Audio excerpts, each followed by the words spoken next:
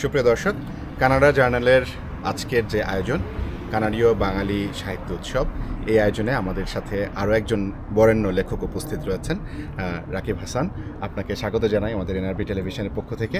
এবং আজকের এই আয়োজনটি নিয়ে আপনি একজন লেখক হিসেবে কেমন বোধ করছেন, কেমন লাগছে? যদিও জানি যে আজকে আমাদের আসলে খুবই আমরা মর্মাহত বাংলাদেশের ঘটনাতে, কিন্তু আপনার এই আয়োজন প্রবাস জীবনে এসে এরকম একটা আয়োজনের সাথে থাকা এবং পাশাপাশি আপনার লেখালেখির জীবন নিয়ে যদি আমাদেরকে কিছু বলেন। ধন্যবাদ আপনাকে। আমি আসলে মূলত ছবি আঁকি, আমি শিল্পী। আর আমার শুরু হয়েছিল কবিতা লেখা দিয়ে। তো এখনও আমি যে দুইটি কাজ করি, ছবি আঁকা এবং কবিতা লেখা, এবং আমি এই কাজটি করি। আর আজকের বাংলাদেশের যে প্রসঙ্গ আপনি বললেন, সেই আসলে সবার জন্য এটা বেদনাদায়ক। আমরা সবাই মর্মাহত, আমরা কখনোই এমনটি আশা করিনি। আর যে কারণে ইনফ্যাক্ট এই বাংলাদেশের ঘটনাবলী ঘটে যাচ্ছে এবং যা হচ্ছে, সে কারণেই আমার আজকে আরও বেশি করে আসা। আমি যে কবিতা পড়েছি, সে কবিতাটির নাম বাংলাদেশ কেঁদে ওঠে।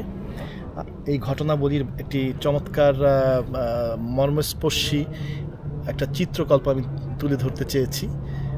আর আসলে আমরা প্রবাসে যারা আছি, বিদেশে বসবাস যারা করি, আমাদের সবচেয়ে কষ্টের জায়গাটা হচ্ছে আমরা সবাই আমরা জানি যে বাংলাদেশ, তাই না? আমরা ফেলে এসেছি বাংলাদেশকে, আমরা মিস করি সারাক্ষণ। আমরা মনে করি যে আমাদের স্বদেশ, সেই স্বদেশ যখন ভালো থাকে না, তখন আমরা যারা বাইরে আছি তারা আরও বেশি কষ্টে থাকি।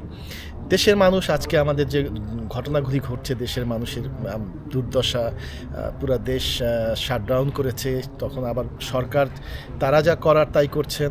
এখন আমরা বুঝতে পারছি না যে আমরা কোন পক্ষের। আমরা শুধু দেখতে পাচ্ছি যে আমাদের দেশটা ভেঙে গেছে, আমরা আর এক নেই, তাই না? আমরা বিভক্ত হয়ে গেছি।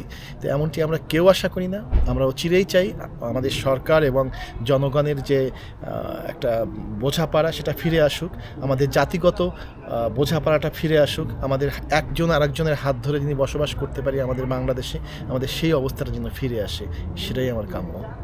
অনেক ধন্যবাদ আপনাকে। আপনাকেও ধন্যবাদ।